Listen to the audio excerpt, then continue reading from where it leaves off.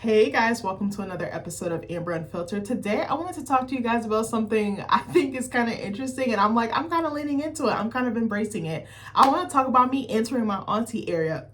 Oh my gosh, I can't talk. My auntie era, period. But before I do that, don't forget to like, comment, and subscribe. Also, if you want to cash at me at AmberUnfilteredShow, that'd be greatly appreciated. Don't forget to cash at me, y'all. Even if it's $2, even if it's $4, go. That helped me get a fry at McDonald's. Like, help a sister out. But anyway, okay, so I gotta give you like a little bit of backstory. So I've always had back problems, full transparency, more so like my lower back, especially from sleeping, because the positions that I sleep in, I tend to sleep on my stomach, and sometimes I tend to sleep on my side, but I rotate or flip a lot. So I kind of have been having these issues for a while and ignoring them, which is not good. I know that's bad on my part. If you have a medical problem or something going on with you, go get it checked out. Don't be stupid like me and wait till it gets really bad. So maybe like a month or so ago, it got really, really bad to the point I couldn't sleep. I don't know what. Oh, you know what? We got a new bed. That's actually what it was. We got a new bed. Shout out to our realtor, Jackie. I love you. She actually was selling a house by our house. And she's like, come through. There's beds. There's furniture. Like, come take your pick. So me and Nick went and got this new bed. We were so excited. It had like an adjustable base. It has a remote that like you can raise the headboard and you can raise the footboard. It is really fucking neat. Excuse me. I said I wasn't going to cuss that much. So I'm like so excited. The bed was so comfortable. We tested it out. I sat in that bed for 30 to 45 business minutes, okay, when we first set it up, because me and Nick assembled it together. Mostly him. It was me ordering and pointing, honestly. So anyway, I'm like, oh my gosh, I'm so excited. I could not, for the love of God, find a good position.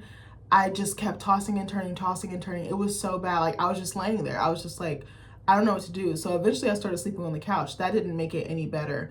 And I kept telling Nick, I was like, something is wrong. I was like, it's worse than it normally is. Because sometimes I'll have back pain and it'll be there. It'll be persistent for a few days and then it'll kind of taper off and go away. This one was like stabbing. It was like burning and it was just like radiating in this one spot. And I was like, I don't know what's going on. So one of my friends, shout out to Agnes. She's one of my best friends, was like, sis, you need to go to the doctor. And I was like, all right, fine, I'm gonna give in. Because it was bad. I wasn't sleeping. Like, and I started to become very irritable. Like, my mood was bad. And I was still in class, still at work. And I'm like, I can't be snapping at people, you know, or whatever. Like, I was actually happy and fine. It was just that one thing that was really blowing me. So my friend was like, you need to make an appointment. So I found this spine and pain center near my house. And I was like, okay, I'm going to give this a chance. I'm going to try to follow through and do some due diligence on this. So I made an appointment the following week. I got seen and they were like, hey, you need to get an MRI because we need to make sure nothing's wrong with you. They were like, hey, you know, during my appointment at the spine and pain center, they were like, hey, you don't really have any like neurological issues. So maybe it could be something else. But they wanted to get the MRI to double check. And then they were like, hey, you need to get physical therapy. I was like, what? I was like, I'm going to physical therapy at 30. Like, I thought that was something you did like when you're a little bit older, but girl, no. Like, but high schoolers, athletes actually go. Like, a lot of high school or college age athletes go. And I had no idea. But I think when you think physical therapy, you think older, you think, oh, there might be a disability or just like age or, you know, other underlying issues. I had no idea that I was going to be doing this. And one of my friends did it before and I was like, okay, but she's like in her 50s. So I was like, I think I just associated with that, which is so wrong. I shouldn't be biased because anybody could have an injury and anybody could need PT, but that's something I'm learning now. So I was like, oh my gosh, I can't believe this. Get this, there's actually one in the same vicinity as my work. So I was like, bro, I gotta go. So I went in that same day. I went to the spine and pain center, got an appointment, and then they sent me up with a series of appointments.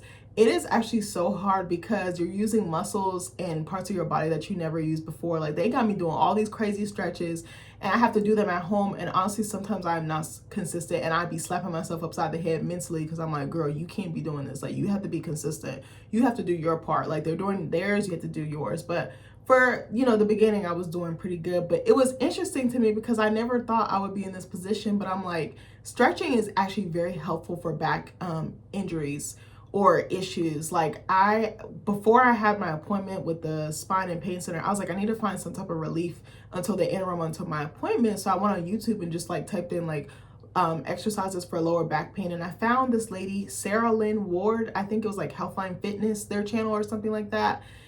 They're pretty popular. And she has like a 7-minute video of different stretches. Bro, when I tell you those stretches changed my life, the pain immediately went away. They were very simple stretches. Like, One was like, I'm trying to think, like, you know, like the downward dog, like the Sphinx pose, like very simple, easy poses to do, stretching your knees, stretching your legs, stretching your back, using different, again, body parts that you wouldn't normally think to use that are connected, but it is all connected. And I was like, oh my goodness, but those stretches helped me literally 5 to 7 minutes a day. It changed my life. I was like, oh my gosh.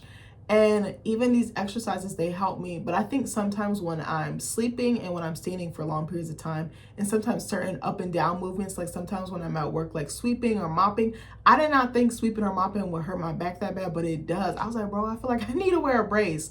But I just wanted to share with you guys, please take care of your health. Don't be an idiot like me. Don't be a procrastinator, because you think it won't bother you. You think it won't be nothing, but it starts off as small and then it progresses. And I think a lot of us in the Black community, we tend to ignore things. We don't like going to the doctors. And I know there's a mistrust, because especially if the doctor or physician or whoever is providing care is not culturally competent or even listening to your symptoms. I do know that that's a thing, and that they don't take our symptoms as serious as they should.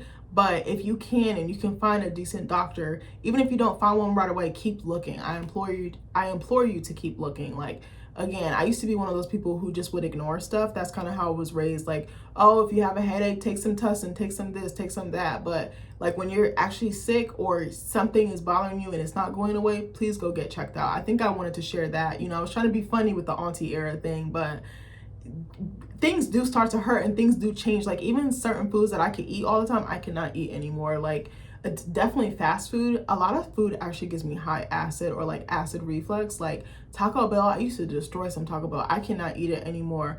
What's another one? Sometimes like Arby's, stuff like that, it'll tear me up. Like my throat be burning. I'm like, oh my gosh, I feel like I always have to take medicine or something to like alleviate my symptoms.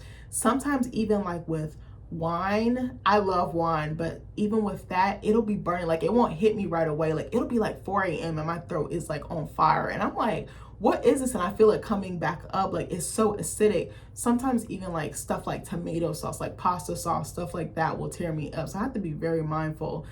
I'm not doing the best job, but I'm doing a better job. And I'm like, okay, well, if I'm going to have this, then only have a little bit. But sometimes just the combination of like grease with that acid, it's terrible. But anyway, I wanted to share that with you guys. Maybe that was TMI, but I was wondering if anybody else has these issues. And like certain body parts, they be hurting, like your knees, your back. Like once you hit like 25, like 26, 27, and then that 30 is different. I love being 30, but physically it's hard out here. It's a little bit of a challenge. But anyways, take care of your health, take care of yourselves.